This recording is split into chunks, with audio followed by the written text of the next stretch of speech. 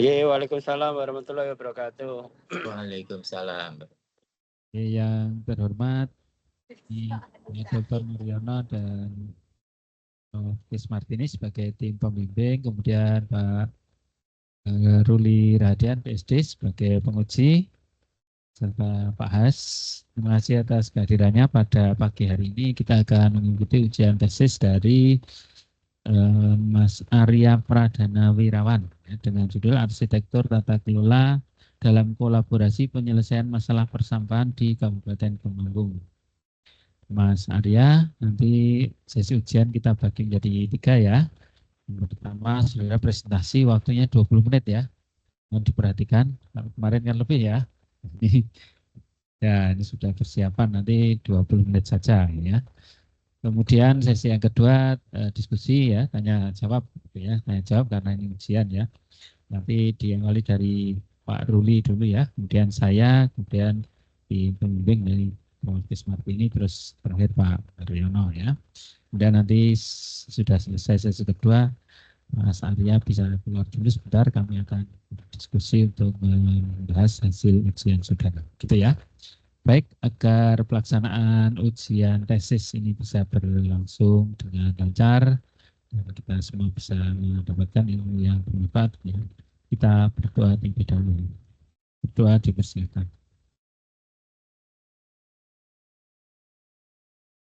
Oke, cukup. Baik, silakan Mas Arya bisa mempresentasikan tesisnya, waktunya 20 menit.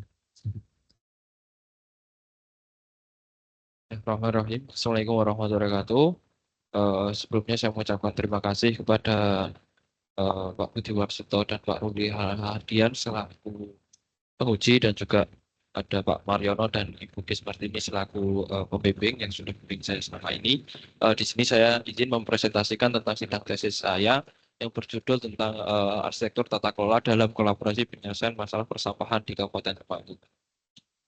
Seperti kemarin mungkin di latar belakang sudah saya jelaskan bahwa masalah sampah memang menjadi concern, dan kebanyakan solusi-solusi itu bersifat teknis, dan di sini saya membedah di sisi tata kelola dan kolaborasi antar stakeholder sehingga bisa mewujudkan pengelolaan sampah yang lebih baik dan optimal.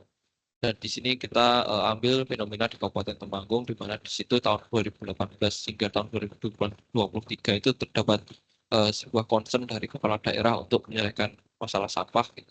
Dan terjadi peningkatan yang cukup signifikan, yaitu di tahun 2018 itu kita cakupan itu di Kabupaten Temanggung itu 30%, dan di akhir 2023 itu cakupannya mencapai 70%. Di sini pemilihan lokus penelitian tadi karena memang satu ada konsen dari pemerintah, kemudian ada kenaikan signifikan, dan ketiga itu memang ada kegiatan yang melibatkan berbagai stakeholder di program ini. Kemudian di tesis ini saya ada 3 rumusan masalah, yaitu tentang bagaimana proses kolaborasi di Kabupaten Temanggung itu berlangsung. Kemudian yang kedua, siapa saja dan peran apa saja yang terlibat dalam penyelesaian masalah sampah di Kabupaten Temanggung ini, itu dalam kerangka multi helix. Kemudian yang ketiga adalah bagaimana bentuk model arsitektur tata kelola dalam kolaborasi penyelesaian masalah persampahan. Di sini ada pergantian dari sebenarnya hasil itu karena kemarin memang ada masukan tentang collaborative governance itu sudah dicakup pada tujuan yang pertama. Kemudian yang kedua itu stakeholders yang ditambahi juga, itu kita ada analisis tambahan. Kemudian yang ketiga itu adalah untuk merumuskan bentuk model arsitektur tata kelola dalam penyelesaian masalah persampahan di Kabupaten Temanggung. Di sini manfaat mungkin kemarin sama, kemudian di sini penelitian sebelumnya, kemudian dasar teorinya memang masih sama, yaitu pertama adalah tentang collaborative governance, yang kedua tentang stakeholders, kemudian yang ketiga tentang manajemen persampahan itu sendiri. Kemudian yang memang kemarin diberi masukan bahwa di latar belakang memang harus kita sampaikan juga governance arsitektur itu apa. Nah di sini memang governance arsitektur gitu dalam latar belakang yang saya tuliskan itu adalah tentang sintesa antara proses kolaborasi stakeholder yang terlibat, dan juga tentang aspek-aspek apa saja yang ingin dicapai oleh pengelolaan sampah ini. sehingga keterhubungan antar ketiga hal tersebut menjadi sebuah sebuah referensi baru gitu untuk penyelesaian masalah persampahan di daerah-daerah. Kemudian mungkin kemarin gambaran umum menjadi satu bab, ini saya gabung di bab 2, itu tentang pertama memang Kabupaten Temanggung sendiri ada 800.000 jiwa, 20 kecamatan, 266 desa, 23 kelurahan dengan jumlah sampah total 403 ton per hari dengan komposisi yang didominasi oleh organik. Nah, kemudian yang memang menjadi perbedaan Kabupaten Temanggung dengan yang lain itu adalah tentang program Temanggung Buang Sampah ini, yang dimana program ini berfokus pada dua. Yang pertama adalah membangun sistem pengolahan sampah yang terintegrasi. Yang kedua adalah membangun gerakan masyarakat itu sendiri. Jadi memang ada dua tujuan dari gerakan Temanggung Buang Sampah ini, di mana teknis pengolahan sampah sistem itu harus paralel berbarengan simultan dengan pembangunan masyarakat. Karena ketidaksiapan salah satunya itu menjadi ketidaksiapan seluruh sistem. Makanya di sini memang dari awal dalam program ini sudah dicetuskan bahwa adanya gotong royong multisektor namanya, yang melibatkan stakeholder yang ada di Kabupaten Temanggung maupun di luar kabupaten. Kemudian di sini lanjut ke metodologi penelitian.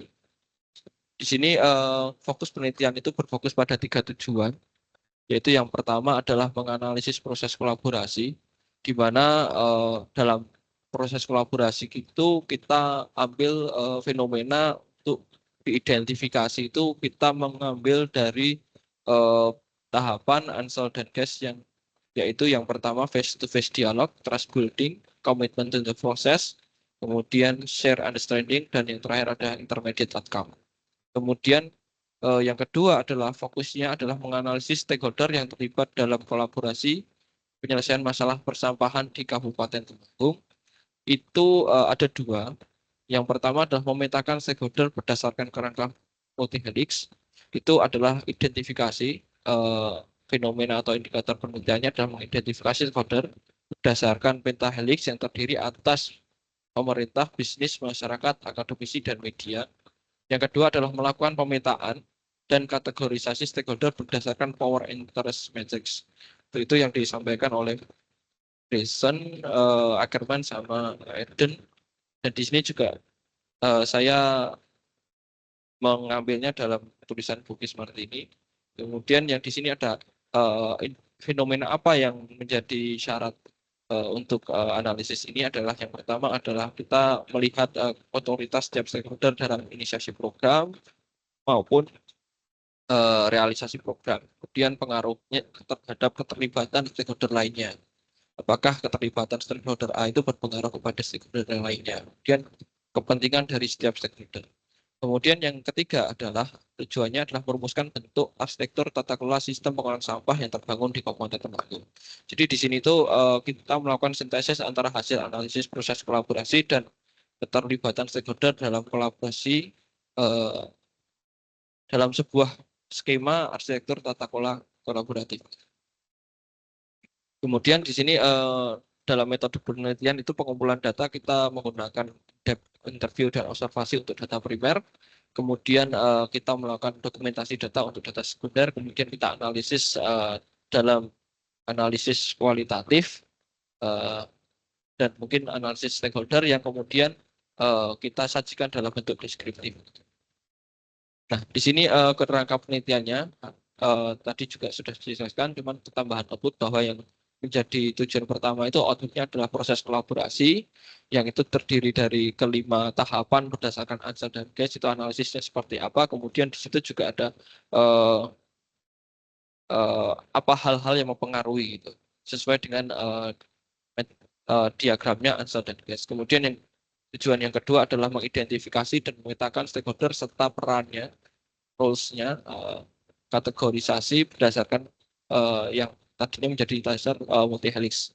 Kemudian yang tujuan ketiga adalah merumuskan bentuk model arsitektur tata kelola, di mana di sini kita nanti dari output, kemudian output tujuan pertama dan kedua itu kita sintesa, kemudian kita coba membuat sebuah model, yaitu model arsitektur tata kelola dalam kegiatan penyelesaian masalah persampahan di Kabupaten.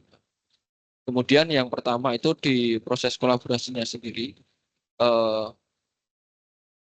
memang kita memakai dasar analisisnya adalah Anson dan Guest. Di sini ada 5 tahapan proses kolaborasi. Yang pertama face-to-face dialog, kemudian yang kedua trust building, kemudian komitmen proses, kemudian share understanding, dan yang terakhir ada intermediate outcome. Di mana face-to-face dialog di Kabupaten Temanggung itu terjadi, yaitu pertemuan-pertemuan, dialog-dialog untuk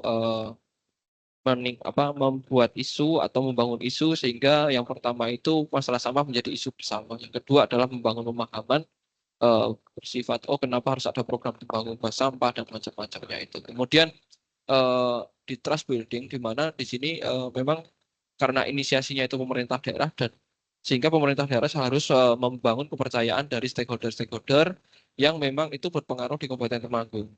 Di mana di sini juga kita melakukan perlibatan seluruh SKPD, sehingga secara internal pemerintah daerah itu terbangun kepercayaannya, kemudian melibatkan tokoh-tokoh agama, sehingga karena Temanggung itu adalah masyarakatnya agamis, sehingga pengaruh tokoh agama itu juga sangat penting. Kemudian tokoh budaya juga. Kemudian tentunya untuk partisipasi masyarakat, Temanggung membangun sebuah payung hukum sehingga mereka pede gitu. Kemudian selanjutnya adalah komitmen untuk proses, di mana komitmen itu berdasarkan kondisi sumbangsih nyata, yaitu, dan kita bagi di sini dari komitmen masing-masing stakeholder tersebut. Ada komitmen pemerintah yang berisi regulasi, kemudian penganggaran dana, perencanaan dalam visi jangka panjang. Kemudian komitmen masyarakat terbentuk melalui institusi masyarakat, kemudian yang yaitu Dewan Persampahan, FPK, FPD, BSRT. Komitmen sektor bisnis itu memang sudah ada tapi belum optimal, termasuk juga komitmen tentang akademisi dan komitmen media. Kemudian yang untuk share understanding, gitu kan, bahwa perlu ada kepemahaman bersama gitu dari proses kolaborasi ini, sehingga penyelesaian sampah itu dapat terwujud. Dan itu ada beberapa kegiatan, ada training of trainers, workshop, klinik sampah. Kemudian kemarin memang ada masukan dari bukti tentang musrembang juga berlaku karena adanya PSRT, FPK, FPD itu kan di setiap mulai dari dusun, kemudian desa, kemudian kecamatan, kemudian kabupaten, itu muncul bahwa pengelolaan sampah itu menjadi sebuah prioritas. Kemudian di share understanding juga itu selain ada pertemuan-pertemuan seperti itu, juga didukung oleh adanya kebijakan buku ajar, kemudian buku saku, pergub, kemudian juga ada kampanye langsung ataupun digital di media sosial. Kemudian untuk intermediate outcome-nya, karena tadi itu memang dasarnya itu memang untuk menyelesaikan masalah sampah, sehingga yang kita lihat itu di sini ada dua, yaitu cakupan pengelolaan sampahnya. Yang kedua adalah volume sampah terkelolanya. Dan di sini kita melihat ada peningkatan perbandingan. Yang pertama itu di cakupannya dari 30% ke 70%, itu berdasarkan wilayah. Kemudian dari peningkatan volume sampahnya itu dari 30%,52 ke 59%. Itu untuk prosesnya. Dan di sini kita analisis melalui skema penuhnya si collaborative governance itu untuk mencapai outcome, gitu kan. Si proses kolaborasi ini harus atau terpengaruhi oleh 3. Yang pertama itu tentang kondisi awal. Kemudian yang kedua adalah kepemimpinan fasilitatif. Kemudian yang ketiga adalah desain institusionalnya. Nah, kondisi awal kita sudah melihat dari latar belakang, kemudian bagaimana hubungan antar stakeholder yang sebenarnya di Kabupaten Temanggung itu belum terjadi program-program yang sifatnya kolaboratif. Jadi masih setiap sektor masih sendiri-sendiri. Makanya di sini memang ada hal baru ya, kolaborasi menjadi hal baru. Kemudian masih parsialnya masyarakat. Jadi di sini di program ini kayak disatukan gitu loh. Jadi memang yang pertama masalah sampahnya tinggi, kemudian anggarannya rendah, kemudian pengelolaannya tersentar hanya di Dinas Lingkungan Hidup, sehingga secara kapasitas SDM maupun organisasi itu terbatas. Yang ketiga itu partisipasi masyarakatnya masih parsial dan tidak terintegrasi. Yang terakhir belum adanya iklim kolaboratif. Nah, Kemudian datangnya ada kepemimpinan fasilitatif itu di mana isu sampah itu dijadikan menjadi prioritas bupati. Kemudian yang kedua dibentuknya Dewan Persampahan sebagai komitmen itu, bentuk institusionalnya. Kemudian yang ketiga itu adalah program pengelolaan sampah dijadikan wajib untuk desa dan didukung oleh dana desa. Nah, kemudian yang tentunya yang tidak kalah penting adalah kepemimpinan fasilitatif itu mewadahi bentuk kolaborasi ini. Kemudian yang ketiga yang berpengaruh adalah desain institusional yang dibangun, di mana di sini ada institusi partisipasi masyarakat, ada institusi pengelola sampah, gitu kan. Kemudiannya ada wadah kolaborasi, kemudian yang ketiga tentunya ada regulasi-regulasi yang dibentuk. Dan di sini dari desain institusional kemarin, gitu kan, kita coba untuk lebih ini ya, lebih detail gitu. Jadi di sini memang ada tingkat wilayah, yaitu dari kabupaten, kecamatan, desa, dan tingkat RT. Kemudian di sini ada pemangku wilayah, jadi keterlibatan pemangku wilayah, kepala daerah, camat, kepala desa, dan ketua RT. Kemudian ada institusi partisipasi masyarakat yang terdiri dari Dewan Persampahan, FPK, FPD, dan PSRT, dan juga di sini ada institusi pengelola sampah. Gitu. Di mana di situ ada di tingkat daerah dan di tingkat desa atau kelurahan. Jadi ada hubungan yang sebenarnya kalau kita tarik semua fokusnya itu ada di bupati sebenarnya. Jadi memang pusat dari di sini itu ada di kepala daerah, konsen kepala daerah dalam pengelolaan sampah ini, di mana ketua RT itu berkoordinasi dengan pegiat sampah rukun tetangga, kemudian kepala desa membentuk gitu kan, yang fasilitator persampahan desa. Jadi di tingkat desa memang stakeholder utamanya itu kepala desa, dan di tingkat daerah itu stakeholdernya utamanya adalah bupati. Dan hubungan kepala desa dan bupati itu hubungan pemangku wilayah yang pada umumnya itu di daerah-daerah lain, tapi di sini ada di program persampahan. Jadi kalau kita bisa tarik pemisah itu sebenarnya kepala desa karena memiliki otonomi sendiri, dia lebih tidak sistemnya tidak ada garis komando ya. Komando itu lebih mengkoordinasikan karena pemerintah desa itu dilindungi atau memiliki otonomi sesuai undang-undang desa. Nah, di sini ada dokumentasi-dokumentasi yang itu menjadi proses kolaborasi yang tadi dan juga stakeholder yang kemudian yang kedua adalah tentang stakeholders.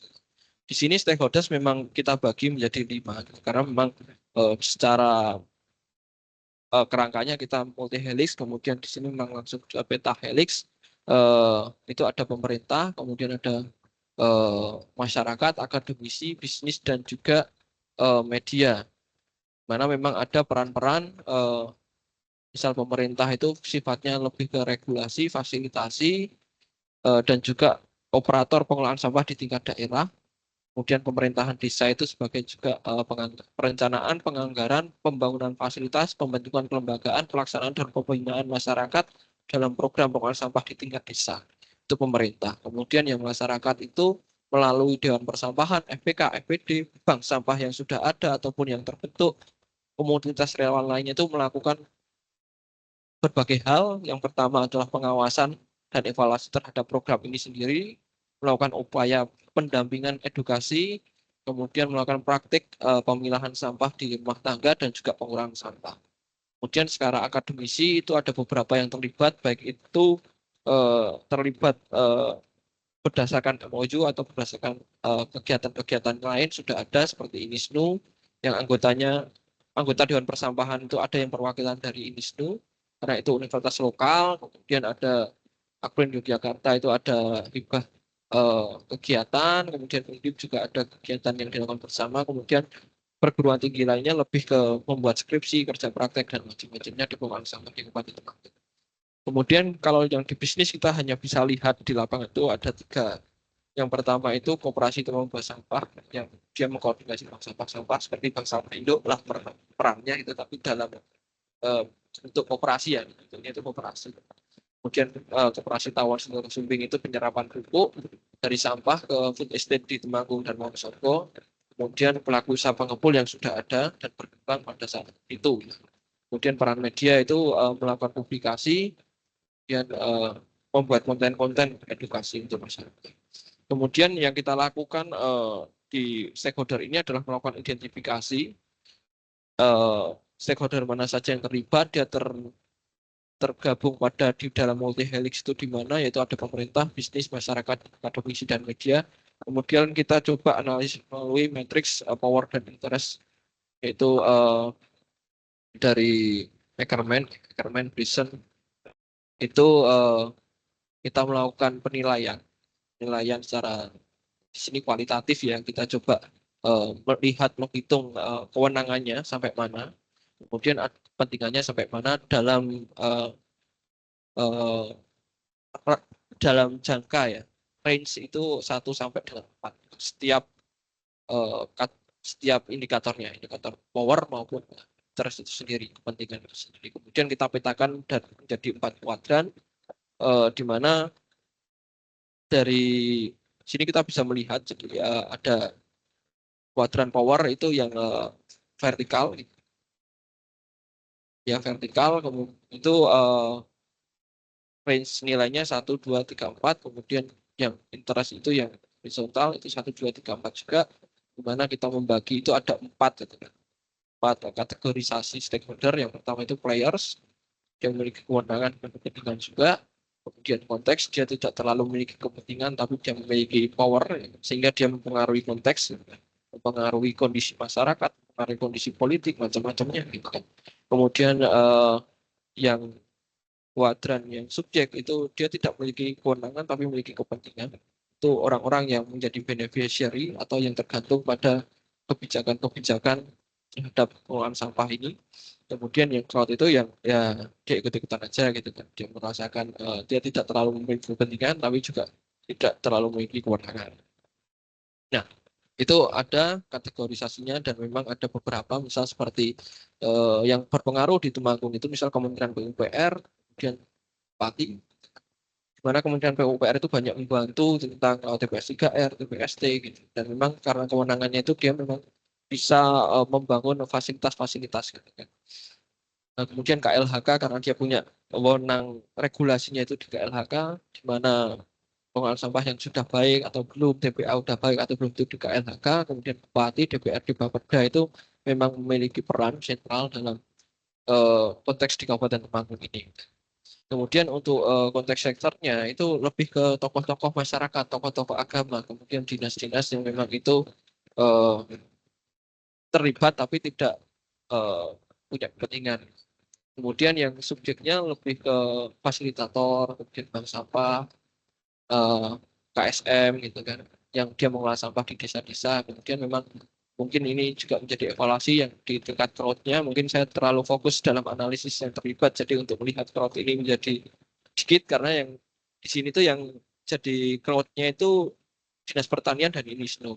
Jadi memang mungkin evaluasi dari saya karena memang melihat stakeholder itu yang memang punya pengaruh gitu, sehingga untuk melihat crowd ini agak ya situ kan, sehingga kok cuman itu menjadi evaluasi, mungkin menjadi saran. Kemudian yang terakhir adalah tujuan terakhir adalah dari arsitektur tata kelola sendiri. Jadi kemarin memang ada masukan gitu, apakah itu dimasukkan collaborative governance dan macam-macam. Nah, di sini memang akhirnya yang saya pilih adalah mensintesiskan, walaupun ini mungkin saya memang memiliki kekurangan gitu, karena ini harusnya di tingkat disertasi, cuman di sini kita coba untuk mensintesiskan. Jadi memang arsitektur tata kelola kolaboratif di Kabupaten Temanggung itu bisa terlihat gitu, di mana kita dari kondisi awal menuju kondisi akhir gitu, di mana di proses yang ada di tengah ini sangat dipengaruhi oleh political will bupati atau kepala daerah, dan di dalam proses ini ada berbagai macam gitu, di mana ada terjadi proses kolaborasi gitu, dan proses kolaborasi itu dilakukan oleh atau digerakkan oleh desain institusional yang terbangun di Kabupaten Temanggung, yang desain institusional itu diisi oleh stakeholder yang terlibat. Baik itu sebenarnya di Dewan Persampahan sendiri juga di dalam dokumen juga saya jelaskan bahwa di situ banyak mewakili, ada yang perwakilan masyarakat, perwakilan tokoh agama, perwakilan pendidik, perwakilan pebisnis gitu kan, ataupun dari ahli gitu. Kemudian bekerja sama dengan pemerintah itu menjadi sebuah desain institusional yang di Temanggung itu Kemudian dia melakukan proses kolaborasi, mendinamisasi kondisi masyarakat yang tadinya itu memang dengan sampah itu tidak ada program, tidak ada kegiatan, tidak ada pemahaman, dia mulai ada, gitu kan. Kemudian dari proses kolaborasi itu, intermediate outcome yang keluar ataupun hasilnya itu difokuskan pada 5 aspek pengelolaan sampah. Yang di sini memang di settingnya seperti itu karena rencana induk pengelolaan sampah di berbagai daerah itu mengacu pada Damanhuri gitu, di mana ada 5 aspek pengelolaan sampah gitu. Itu yang pertama adalah teknis operasional, itu berkaitan dengan teknologi, fasilitas dan segala macamnya. Kemudian yang kedua finansial, yang itu berkaitan dengan investasi maupun biaya operasional. Ketiga itu regulasi. Keempat itu adalah kelembagaan, baik itu kelembagaan operator maupun kelembagaan regulator. Yang kelima itu adalah peran serta masyarakat itu sendiri. Nah, dari proses yang di tengah itu keluarlah outcome yang itu menjadi cita-cita, yaitu Temanggung bebas sampah. Nah, di sini dalam proses ini ada faktor pendukung dan faktor penghambat atau mungkin kekhawatiran gitu. Di mana yang pertama faktor pendukungnya adalah yang pertama jelas komitmen kepala daerah, political will kuat menuju proses kolaboratif lintas sektor. Kemudian yang kedua adalah dominasi wilayah desa. Di mana kalau dominasi wilayah desa itu memang desentralisasi atau pelimpahan wewenang pengelolaan sampah itu bisa terjadi lebih optimal karena desa itu punya otonomi, punya anggaran, punya regulasi dan macam-macamnya. Kemudian budaya gotong royong masyarakatnya masih tinggi, sehingga mau diajak bareng-bareng itu masih bisa, tidak mau dibayar berapa dan lain-lain itu tidak terlalu memikirkan itu. Kemudian faktor penghambatnya itu adalah permasalahan sampah itu minim nilai politik sehingga di DPR, di kepala desa itu menjadi agak wah ini nggak ada dampak politiknya. Kemudian yang kedua SDM lokal yang terbatas baik itu pengetahuan dan macam-macamnya. Kemudian ketergantungan pada bupati itu mempengaruhi transisi ya pergantian kepala daerah. Mungkin itu dari hasil dan pembahasan. Kemudian kesimpulan jelas yang tadi sudah ada proses kolaborasinya seperti apa. Yang kedua adalah dari stakeholdersnya sudah terbagi secara multi helix dan juga kita melihat kategorisasinya di mana player, konteks sektor, subjek dan crowd. Kemudian yang ketiga itu model arsitektur itu menjadi sintesa yang tadi kita bisa lihat semua. Kemudian saran di sini memang ada beberapa saran yang memang kita tujukan baik itu pemerintah maupun stakeholder yang terlibat maupun untuk yang penting adalah penelitian lanjutan untuk melihat bagaimana kita bisa mentransisikan ini ke pemerintahan selanjutnya sehingga program ini dapat berkelanjutan. Mungkin itu dari saya. Terima kasih dan mohon maaf atas segala kekurangan dan keterbatasannya. Wassalamualaikum warahmatullahi wabarakatuh. Waalaikumsalam. Baik, si Mas Arya atas paparannya. Si panjang juga. Ya. Ya. Baik, kita lanjutkan sesi yang kedua. Halo Pak Ruli. Ya. Bisa connect? Baik. Ya. Monggo Pak Ruli dipersilakan. Baik, terima kasih Pak Budi. Mohon izin juga Bu Martini, juga Pak Mar, saya menyampaikan pertanyaan-pertanyaan secara online. Saudara Arya ya, selamat ya. Kurang dari seminggu berarti ya sudah bisa kembali ujian dan ini adalah ujian akhir ya. Saya baca dari draft tesisnya sudah terlihat ada perubahan ya. Ya sudah mulai mengurangi teori-teori ya, jadi sudah lebih to the point sesuai bagian di metode maupun di hasil dan pembahasan terutama ya. Meskipun mungkin bisa lebih efektif lagi sebetulnya ya, tapi ya setidaknya sudah ada perubahan itu ya. Kalau untuk presentasi seperti biasa ya Anda sangat menguasai ya, kelihatannya sampai masih tetap panjang itu karena saking menguasai.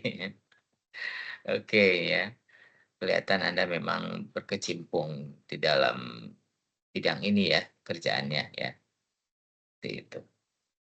Baik, mungkin ada beberapa hal yang ingin saya klarifikasi dan tanyakan ya. Jadi untuk kalau ini dikatakan sebagai success story ya Kabupaten Temanggung ya, kira-kira menurut Anda pembelajaran penting apa yang dapat diambil dari studi yang Anda lakukan ini, yang kira-kira bisa diterapkan di daerah lain ya? Tentu daerah lain kan punya kondisi geografis dan kondisi sosial yang berbeda begitu ya. Silakan. Eh, Sebenarnya memang ada success story ini, ada kesimpulan yang saya tarik Pak Budi, di mana memang ya kita tidak melihat dalam konteks geografisnya ataupun seperti apanya, tapi dari konteks tata kelolanya, kemudian memang karena memang secara teori itu kan pengelolaan sampah itu kan harus kelima-lima aspeknya itu yang tadi teknis, finansial, kemudian regulasi, kelembagaan dan masyarakat itu kan memang harus ada, dan itu harus ada semuanya gitu dalam satu tempat gitu. Pada saat itu hilang satu kan sistem itu kan error gitu. Nah, tapi ya ini nggak tahu nih jadi kesimpulan yang mungkin bisa ditulis lagi. Nah, itu kelima-limanya itu ternyata ditentukan oleh political will atau kepala daerah itu sendiri. Bahkan kalau di desa itu ditentukan hanya oleh kepala desa. Di mana pada saat kepala desanya concern ya lima-limanya itu ada gitu.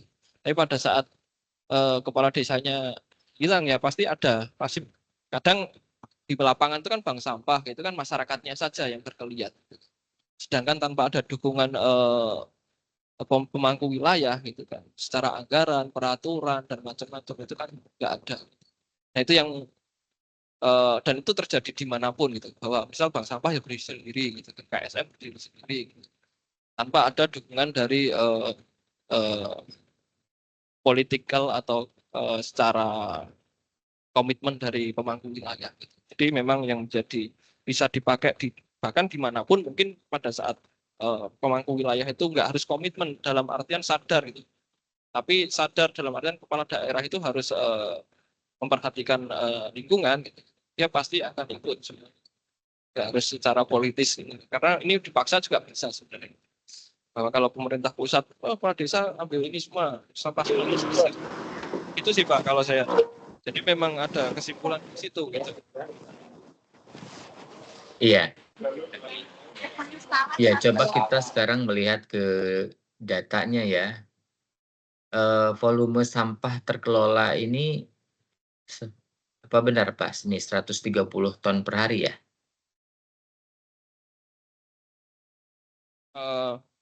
Data itu kan diambil dari Ya, ya maksud saya gini, kan volume sampah terkelola itu kan 130 ton per hari, dari total 403 ton per hari, benar ya?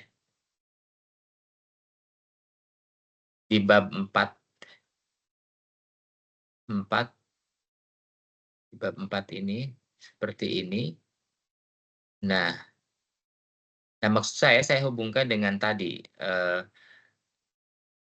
indikatornya kalau dikatakan Kabupaten Temanggung ini sukses gitu ya dalam pengelolaan sampahnya, tapi dalam hal volume sampah terkelolanya kan ini baru 130 ton per hari dari total 403. Ya ini makanya saya ingin klarifikasi, saya benar nggak ini? Artinya kan mungkin setengahnya aja juga belum ya, di sini? memang 100 di sini 146 ya ton dari ton per hari itu gitu kan, penanganan gitu. Itu ditambah pengurangan yang di desa gitu. Itu kan yang 130 itu kan yang masuk ke TPA Pak. Oh, sudah ada penyusutan di TPS. TPS. Kalau kita berbicara 60% itu kan berarti dari 400 itu kan berarti 240 ton per hari gitu. Nah, yang di 130 itu masuk TPA, yang tidak masuk TPA itu sudah dikurangi di TPS 3R maupun bank sampah. Cuman memang terlihat masih 50-50 ini. Jadi memang kita harus meningkatkan pengurangannya, Pak. Jadi yang dikelola di TPS itu 110 berarti. Kalau yang TPS 3R maupun bank sampah itu 110, berarti masih di bawah 50%.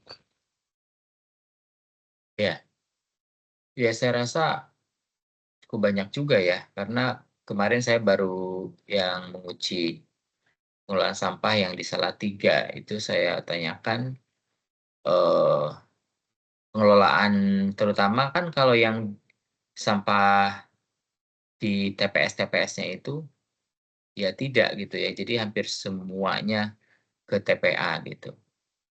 Jadi saya rasa ini bagus sekali gitu ya di Temanggung, di mana Ya, TPS-TPS bisa menyerap terlebih dahulu sampah itu.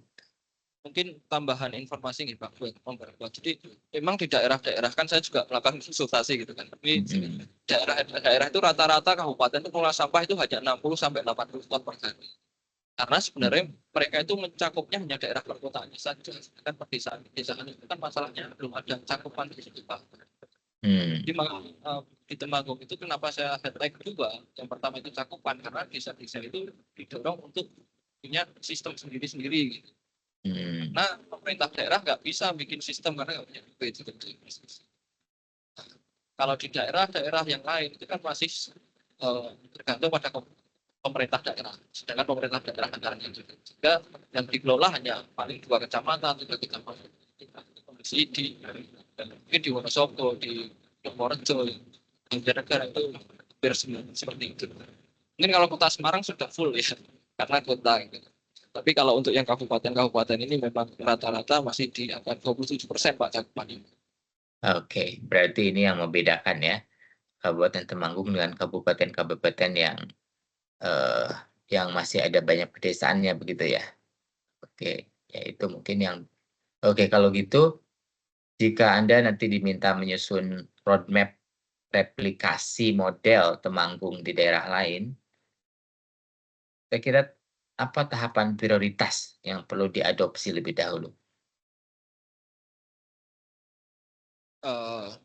Tahapan prioritas yang diadopsi yang pertama memang komitmen ya, baik. Nggak harus komitmen secara bupatinya harus seperti ini enggak, tapi ada komitmen bahwa pengelolaan sampah menjadi prioritas ataupun ada arahan lah langsung bahwa ini menjadi program gitu. Yang terpenting adalah dari segi pemerintahannya oke dulu. Itu yang pertama. Yang kedua baru kita membangun di masyarakat. Hari yang terakhir yang mungkin teknologinya baru masuk. Sama saja pada saat teknologi masuk, pada saat masyarakat dan pemerintahnya nggak siap, ya mangkrak. Itu mungkin yang menjadi mungkin ya secara gambaran kalau roadmap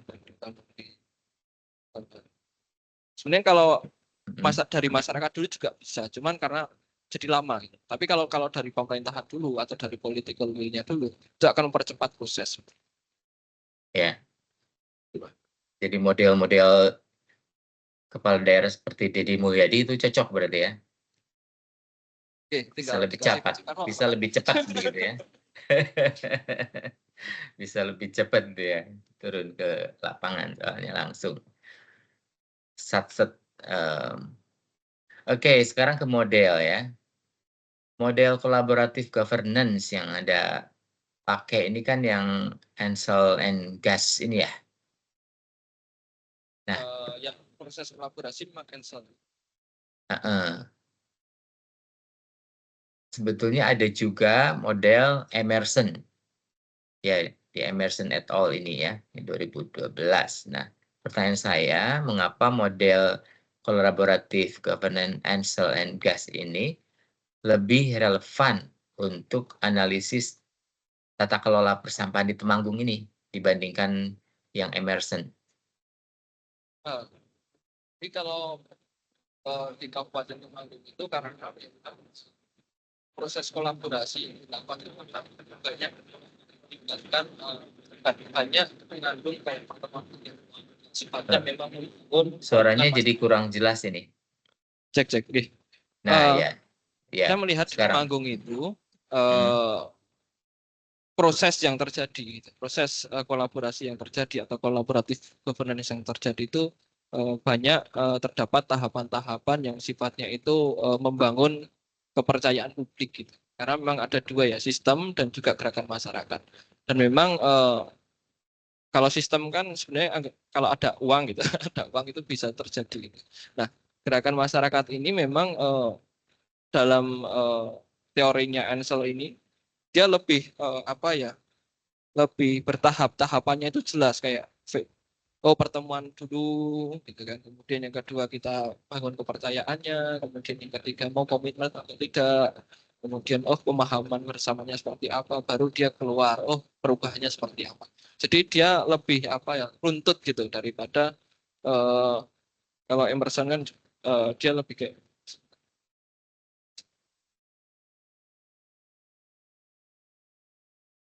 Halo? Sudah. Oke. itu sih Pak. Kalau kalau Ya. pertimbangannya dulu di awal seperti itu. Karena lebih Ya, runtut mungkin lebih tahapan. sesuai dengan karakter orang Indonesia mungkin ya, Oke. model Ansel and Cash itu. Ya, karena kan ada trust building, tahapan-tahapannya itu kan di masyarakat itu harus dibikin percaya dulu gitu ya. Dan di sini political will dari leadernya segala macam ini kan masyarakat kita follower ya, followernya lebih banyak gitu. Maksudnya yang punya tipe-tipe followernya dibanding Emerson mungkin lebih ke negara-negara yang lebih maju mungkin ya. Oke. Nah, sekarang untuk yang konsep pentahelix. Ini untuk konteks persampahan pedesaan ya kan eh, di Kabupaten Temanggung itu dominasinya justru wilayah pedesaan bukan ya? Oke, Pak. Nah, jadi bagaimana konsep pentahelixnya itu bisa diterapkan dalam konteks persampahan pedesaan? Kalau di pedesaan sebenarnya nanti pentahelixnya itu memang tidak perlu Pak. Karena unsur media dan akademisi itu mungkin tidak mencakup seluruh desa. Kalau pemerintah, masyarakat dan bisnis itu karena di sana itu juga ada bank sampah, di desa-desa itu juga terlibat bank sampah, BUMDes itu kadang-kala memang pengelola sampahnya itu bukan KSM tapi BUMDes itu sendiri gitu. Jadi memang ada campur tangan bisnis. Cuman memang kalau di desa secara aspek dari akademisi maupun media itu memang belum uh, secara ini ya, secara khusus itu belum mencakup semua desa. Kalau secara umum kan memang kayak buku ajar dan macam-macam itu juga disebar gitu. Ataupun kalau media, secara media itu memang satu kabupaten. Tapi yang khusus itu kan nggak semua desa mendapatkan kesempatan itu sama. Itu sih kalau di desa-desa. Jadi mungkin kalau di desa-desa lebih fokusnya ke triple helix-nya. Ya, media itu termasuk juga media sosial, YouTube, Facebook, begitu masuk nggak? Iya, media sosial itu ada itu Pak di bab 4 itu daftar-daftar media selama 2018 sampai sekarang Ya, itu. soalnya kan kalau itu sudah sampai ke pedesaan saya rasa ya. Ya, YouTube sama ini ya sudah masuk lah intinya. Jadi ya lumayan untuk media itu penetrasinya sudah sampai ke pedesaan saya rasa. Tapi untuk yang lain tadi yang mungkin universitas ya, itu yang mungkin terbatas. Lalu untuk analisis ini kan, Anda menggunakan analisis power interest grid ya, dari Eden and Ackerman ya. Pertanyaan saya, mengapa analisis power interest grid ini tepat untuk pemetaan aktor dan apa keterbatasannya? eh, untuk yang power interest dan grid ini tepat atau tidaknya, maksudnya memang saya memilih ini karena lebih mendefinisikan itu karena memang lebih mudah kan, lebih mudah menganalisis dia punya kewenangan dan dia punya kepentingan atau tidak sih dalam konteks stakeholder itu, karena memang Itu yang terlihat gitu, terlihat dalam observasi itu lebih ke kayak dia punya power nggak sih, punya kewenangan nggak sih, dia punya kepentingan nggak sih. Nah, itu yang menjadi, karena itu yang paling paling jelas dalam proses observasi itu. Nah, jadi memang yang kita gunakan itu untuk mendefinisikan itu. Jadi memang secara kategorisasinya jadi keluar 4 kategori itu, Pak. Jadi bukan masalah, memang di sini keluarnya tidak di awal, Pak. Jadi analisis yang pertama itu memang pada saat hanya pentahelix saja kita melihat kategori berdasarkan jenis itu. Cuman pada saat kita ingin melihat lebih dalam, ternyata di lapangan itu yang paling terlihat itu memang antara power dan interest ini, karena dia punya kewenangan dan karena dia punya kepentingan atau butuh enggak dengan kegiatan ini. Itu sih Pak, jadi itu yang dipilih. Oh. Yang menarik saya itu ini, Anda itu dari penelitiannya dari 2018, 18? Sebenarnya Atau itu programnya itu saya mengikuti dari sejak belum lulus kuliah S1. Jadi 2018, 2019 itu saya lulus, 2020 Dewan Persampahan terbentuk. Di situ saya ikut sebagai sekretaris di Dewan Persampahan sampai 24. nah itu kan berarti mengalami masa pandemi COVID-19 Iya Pak. di 2020 ya, 2020, 2021 setidaknya itu ya. Nah, itu bagaimana pandemi COVID-19 ini ada kaitannya nggak dengan strategi face to face dialogue? Kan face to Ada face Pak. dialogue itu kan gimana nih pada saat COVID itu bagaimana Juga, strateginya? juga saya tuliskan, dan walaupun tidak secara detail, memang ada pengaruhnya dan itu sangat besar. Yang pertama pengaruhnya itu keterbatasan pertemuan. Itu memang harusnya itu sosialisasi bisa, ya di desa kan sebenarnya bisa, tapi kan hanya dibatasi 20 sampai 40, tidak boleh lebih dari 40 gitu kan. Kemudian melihat APD, kemudian yang paling berpengaruh itu sebenarnya malah anggaran. Jadi anggaran di sana itu kan terrefocusing gitu, sehingga waktu itu gimana ini gitu kan. Nah, akhirnya ini malah jadi menarik gitu. Ternyata desa-desa itu mau urun untuk melakukan sosialisasi di tingkat desanya masing-masing, bahkan urun di tingkat kecamatan. Jadi dulu memang itu pertama itu dianggarkan memang dari tingkat kabupaten, kecamatan, desa itu oleh pemerintah daerah. Tapi karena refocusing, nah itu akhirnya kegiatan face to face dialog itu menjadi kegiatan bersama gitu, di mana pemerintah daerah urun, kecamatan juga sedikit bersumbang, kemudian yang desa itu malah setiap desanya itu secara pembiayaan seperti itu. Kalau secara kegiatan kita tunda. Jadi waktu itu Februari itu pelantikan Dewan Persampahan. Itu sudah ada COVID, tapi mulai ada pembatasan-pembatasan itu kan mungkin di pertengahan. Itu kita tunda dulu, baru setelah keluar ada apa kayak juknisnya itu ya, juknis kegiatan-kegiatan itu baru kita lakukan lagi.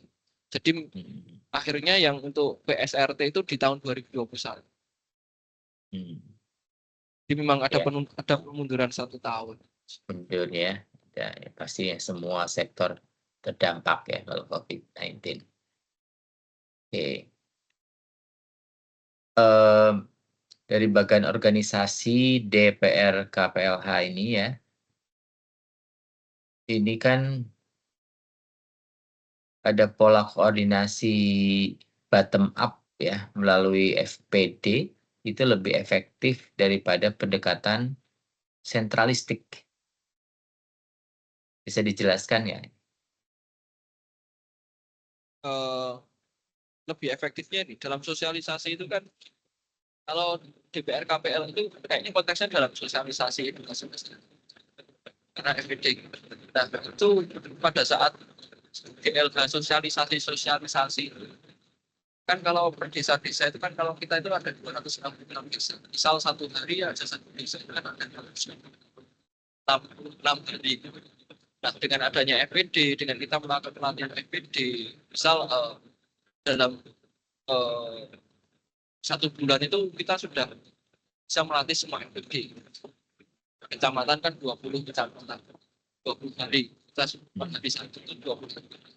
Nah di desa-desa itu 266 itu bisa dilangsungkan oleh EPD sehingga kalau selama ini kan dinas-dinas itu melakukan sosialisasi sendiri dengan adanya fasilitator gitu. Dia itu tidak perlu melakukan sosialisasi dengan intensitas dan kuantitas sebanyak itu sehingga bisa meminimasi atau mengefisiensi anggaran gitu. Karena sosialisasinya sudah dilakukan oleh masing-masing. Itu Pak. Jadi kayak MLM.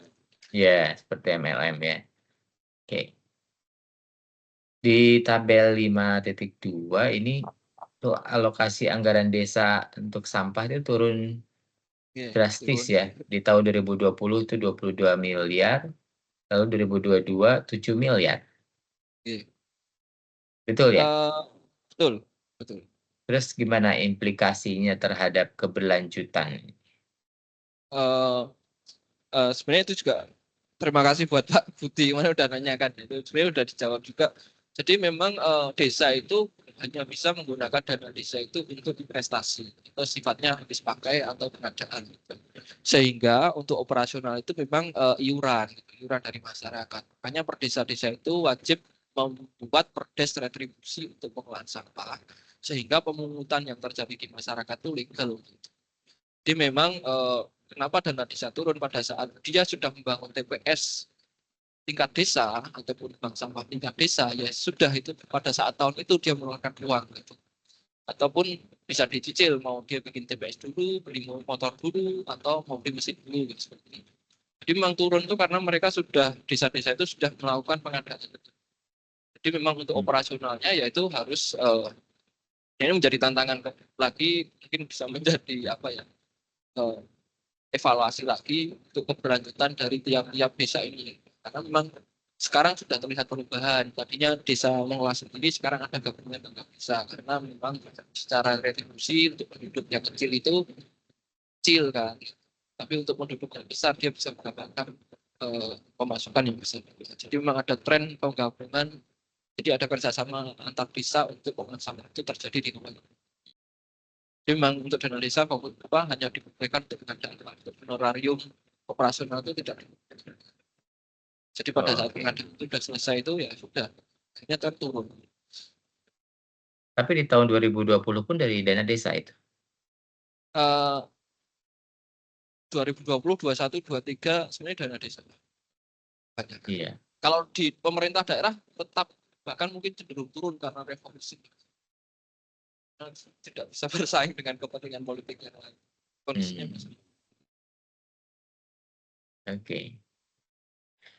Ini untuk bank sampah ini jumlahnya sudah sampai 118 unit ya? Iya Pak. Nah, ini sudah berkontribusi signifikan pada pengurangan sampah apa belum?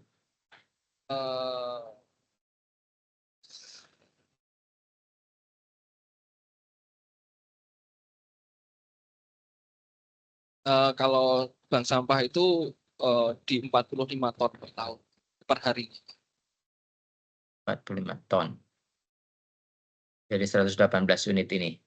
45 ton per tahun. Per tahun. Oh, per tahun. Oke, berarti berapa persen? Ya, masih kecil. Tapi masih kecil ya. Memang di sini tuh ada penilaian pada saat bank sampah itu tergabung di TPS 3R, dia dihitung di TPS 3R.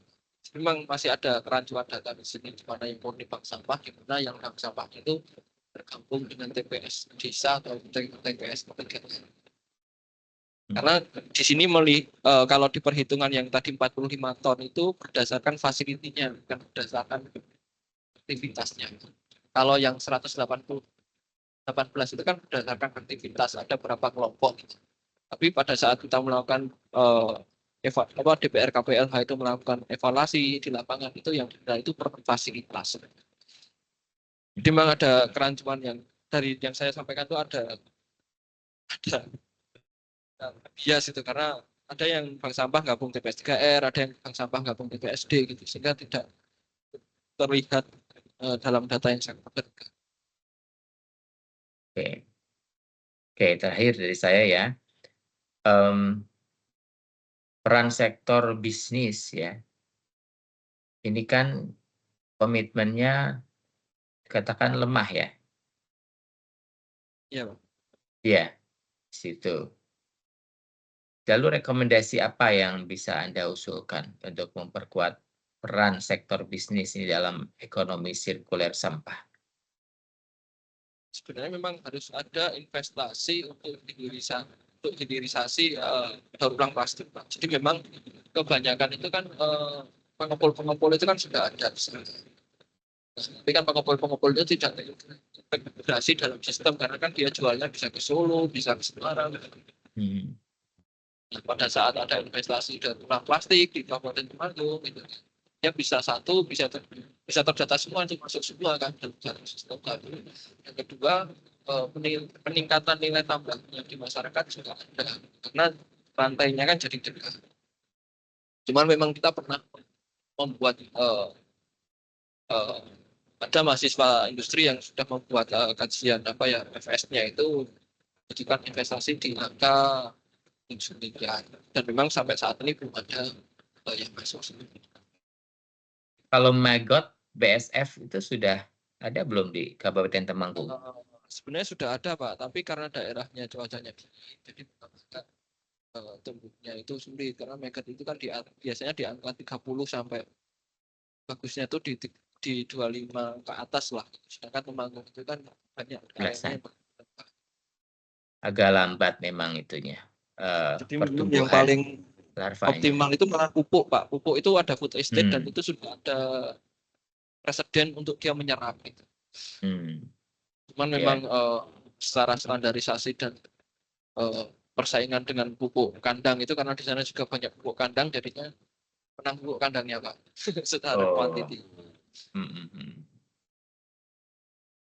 Baik ya, saya rasa cukup dari saya pertanyaannya. Saya kembalikan ke Pak Budi sebagai Ketua Penguji. Oke, baik, terima kasih Pak Ruli atas pertanyaan-pertanyaannya yang bagus sekali. Berikutnya ini saya ya. Saya punya beberapa catatan dan tadi 2, 3 atau 4 itu kebetulan kok sama dengan Pak Ruli ya. Termasuk ini replikasi bagaimana bisa direplikasikan teman lain, terus beberapa hal tadi sudah sama, berarti kita sehati. Baik, Mas Arya ya, saya sangat tertarik dan sepakat dengan hasil penelitian Mas Arya ini. Kebetulan saya itu juga pelaku ya. Dan yang saya rasakan ya mungkin 95%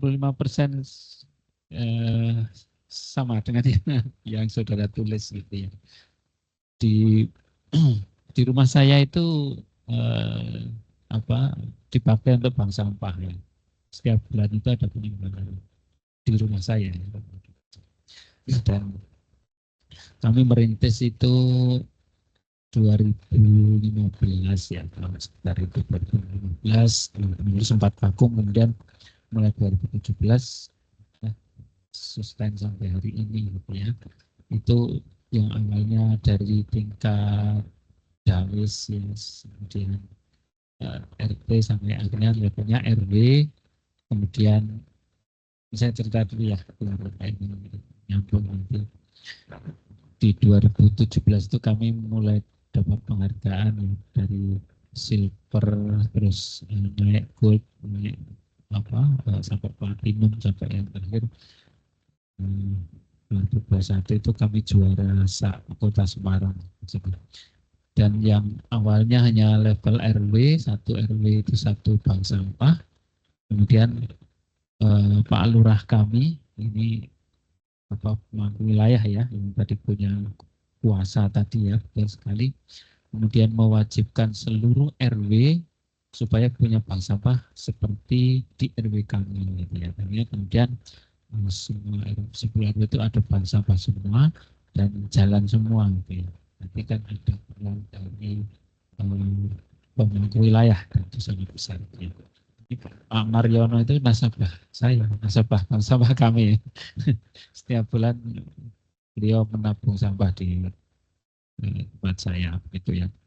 Dan tadi hal-hal yang sudah ditulis dan disampaikan tadi ya saya sepakat di hampir semua bagian gitu ya yang sudah dikerjakan, yang dianalisis begitu ya. Betapa memang peran-peran dari para stakeholder tadi penting sekali begitu. Kami itu mungkin ada satu yang kalau ditulis kami itu punya 4 motivasi dalam pengelolaan sampah itu. Nomor 1 itu ibadah. Itu yang selalu kami tekankan ke semuanya, ke pengelola sampai ke masyarakat. Kita punya tugas sebagai bahasanya itu kan khalifah fil ard, mengelola, diberi amanah oleh Yang Maha Kuasa untuk mengelola bumi ya. Ini tujuan kita semata-mata nomor 1 itu ya. Yang kedua itu aspek lingkungan, yang ketiga sosial, yang keempat baru finansial. Finansial memang harus nomor 4, harus sekian. Karena mungkin kalau dinilai rupiahnya ya, ini belum dituliskan ya, nominal yang terkelola itu sirkular ekonominya berapa. Mungkin nanti jadi agak kurang, bahasa Jawanya kurang cucuk kan gitu ya, benar kan ya. Tapi sebetulnya karena itu nomor 4 ya, nomor 1, 2, 3 itu berkahnya kan jauh lebih besar daripada yang kalau ditulis nominal itu ya. Karena tidak semuanya kemudian wujudnya berupa nominal itu. Ya. Jadi kami menyebutnya ini ya, nanti BCA ya, maksudnya Bank Sentral Akhirat sama BRI ya, Bank Ridho Ilahi. Seperti itu. Jadi ya nanti proses sirkulernya tidak hanya kemudian secara langsung begitu memang ya, ada aspek lain dan kemudian ini juga menular ke warga. Kami dulu dari mengelolanya penimbangan sampah, kemudian ada pengelolaan sampah organik sudah kita mulai juga ya, tadi seperti ada composting dan sebagainya itu. Nah, kemudian pemanfaatan sampah sehingga menjadi bernilai ekonomi yang lebih tinggi begitu ya. Nah, ternyata berkah finansialnya malah dari arah sana gitu ya, seperti kita kemudian punya banyak trainer-trainer baik untuk edukasi maupun untuk untuk prakarya seperti ini ya. Akhirnya banyak yang mengundang kami untuk menjadi narasumber pelatihan-pelatihan seperti itu dengan warga-warga kami yang punya talent situ ya. Ini seperti itu ya. Ini betapa kemudian tadi ya stakeholder yang disebutkan tadi memang berperan sangat penting gitu ya. Nah, ini ya Mas Arya ya. Ini tadi berarti yang pertanyaan terkait dengan direplikasi ini sudah saya coret tadi sama persis ya dengan yang ditanyakan Pak Ruli ya. Kemudian ini juga mirip-mirip sebetulnya ya. Peran bisnis tadi swasta lah. Yang satu kata yang tidak pernah muncul itu CSR nih. Dari kemarin sampai hari ini itu tidak muncul ya. Memang tidak ada atau bagaimana ini? Karena yang muncul kan justru pengepul. Pengepul itu kan lebih ke mitra sebetulnya. Ya, dia mitra dari bank sampah, pemerintah atau mengelola sampah kan gitu. Tapi bisnis lain di luar sampah yang dia punya peran untuk memajukan pengelolaan sampah di wilayah itu tidak pernah muncul. Ini gimana Mas Arya di sana? Selama ini memang di Kabupaten Temanggung untuk jadi ini konteksnya. Jadi Bupati Temanggung ini ada 2 program, Pak. Yang pertama program pengelolaan sampah, yang kedua konservasi sabuk buntung. Kemudian memang yang di program pengelolaan sampah itu sudah menyerap anggaran dana desa.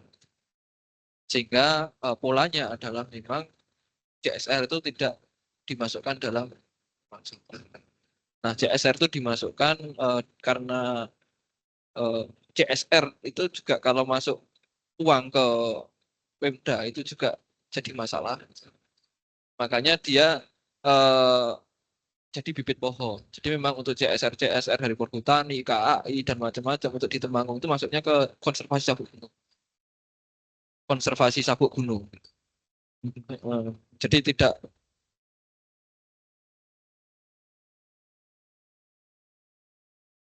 ya swasta. Jadi memang ada pembagian itu. Jadi desa enggak dananya untuk sampah gitu. Jadi baginya itu kan gitu. Sabuk gunung itu apa? Dia konservasi di 3 gunung, Pak. Jadi kan Sindoro, Sumbing sama Rau gitu. Di situ. Ya. Oh, gitu ya. Jadi memang ke sana gitu ya. Fokusnya ke sana gitu Sebenarnya ya. di yang faktor political will itu juga berdasarkan kan dari program yang konservasi. Jadi memang di yang apa nggak ada. Ya, sebenarnya yang diperlukan itu kan kalau pelaku pengelolaan sampah itu, ada channel ya. Oh, gitu. Atau mau ini menyampaikan. Oh, enggak perlu. Sudah ya. Oh ya, sudah. Oke. Ya. Oh ya. Oh ya. Oke. Ya. Oke. Oke. Monggo, enggak apa-apa. Santai mau. Ini memang sedang musim. Saya 3 kali juga hari ini. Oke, saya 3 kali. Ya, kemarin 3, hari ini 3. Pokoknya sudah. Oke. Jih, monggo, Prof. Matur nuwun. Ya, kalau nggih. Ya. Nggih, salam. Oke. Saya teruskan ya.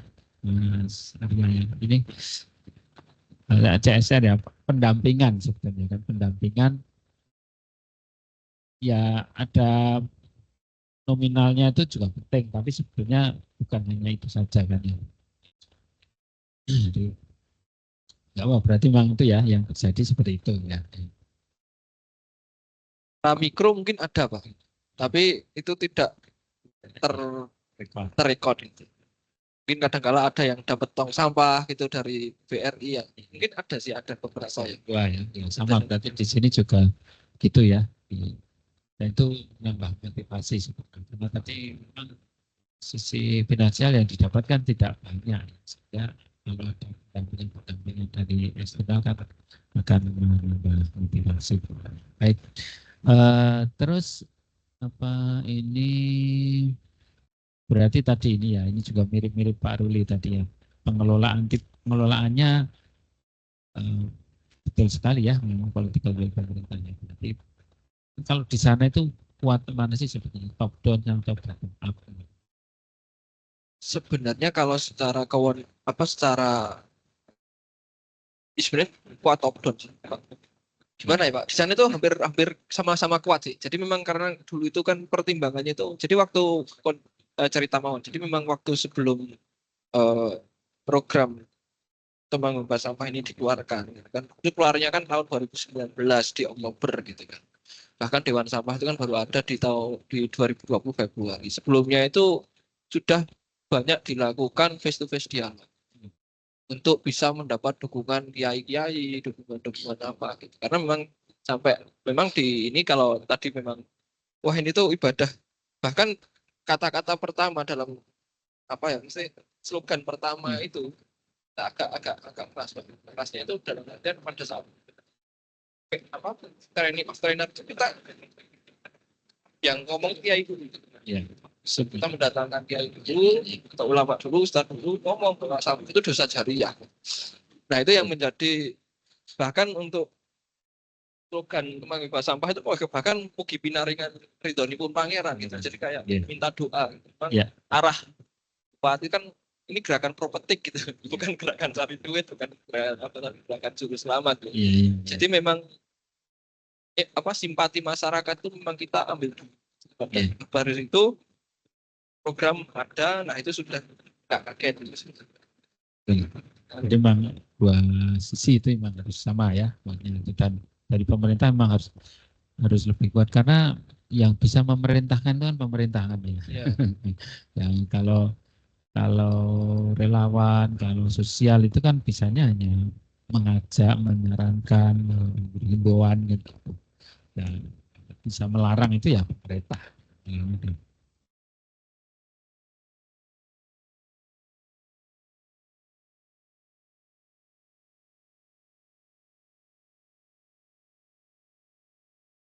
Dan dirumuskan seperti ini ya.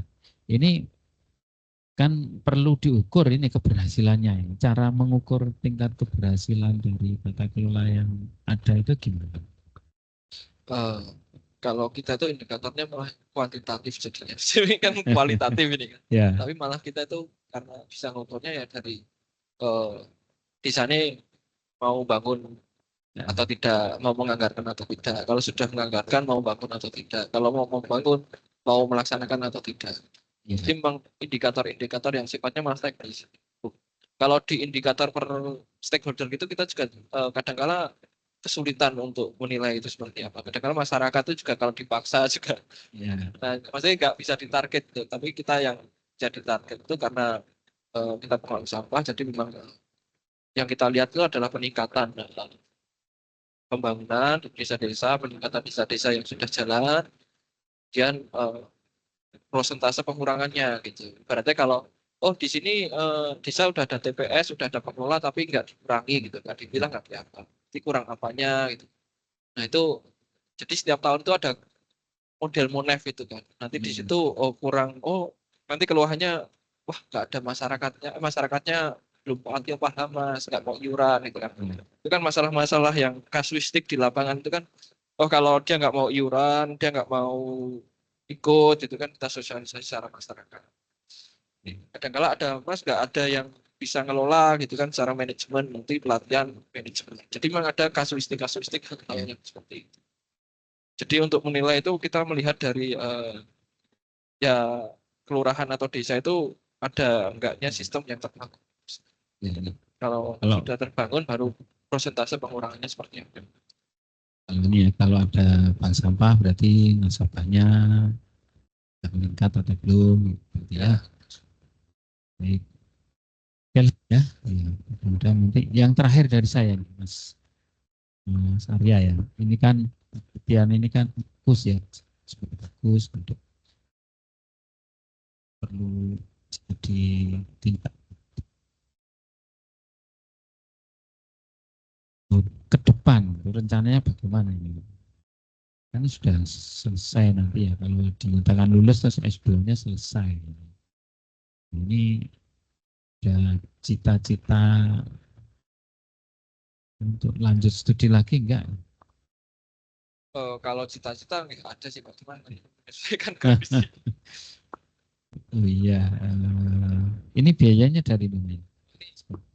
Pribadi ya. Jadi,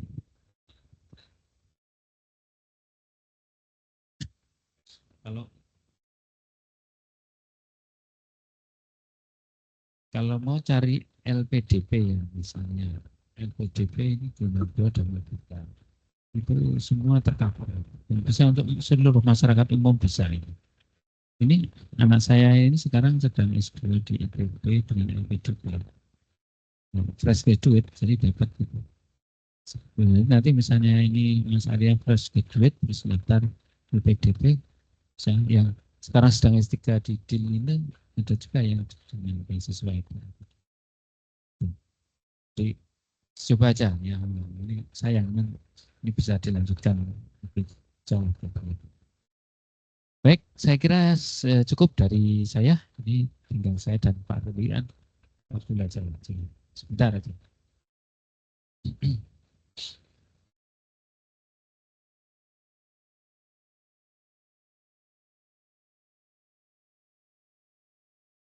Halo, tes Pak Ruli, mendengar suara saya?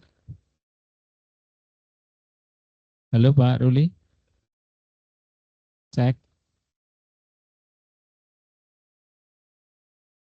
Halo Pak Ruli.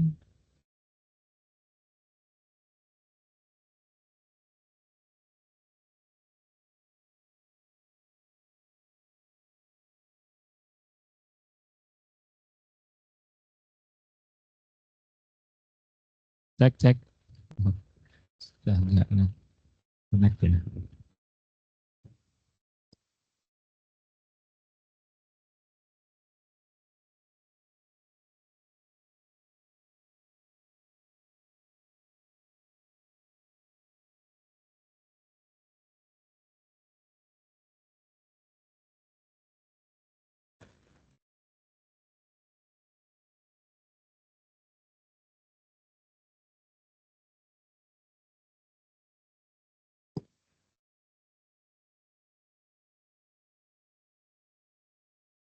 Baik Mas Arya, di kami ini Pak Mar juga sudah join ya. Ini Pak Mar juga sudah, Ruli juga sudah, tapi kita ini ya pada prinsipnya sudah sepakat dari hasil ini ya. Setelah dinyatakan lulus nanti silakan dilakukan perbaikan, jadi masukan mungkin dari. Jadi Pak Ruli ada masukan enggak? Ada perbaikan ini? Kayaknya enggak ya. Pertanyaan saja ya. Oh tertulis ya. Baik. Tertulis nanti ya nanti cek di Chris Martin juga ada ya. Saya sudah cukup menurut saya. Ya, nanti dilakukan ini secepatnya.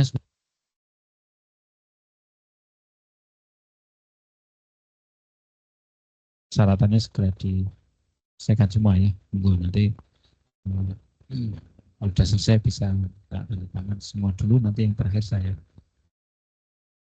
Tuh baik, saya kira cukup. Selamat Mas Arya atas kelulusannya. Saya tutup ya. Saya akhiri. Assalamualaikum warahmatullahi wabarakatuh.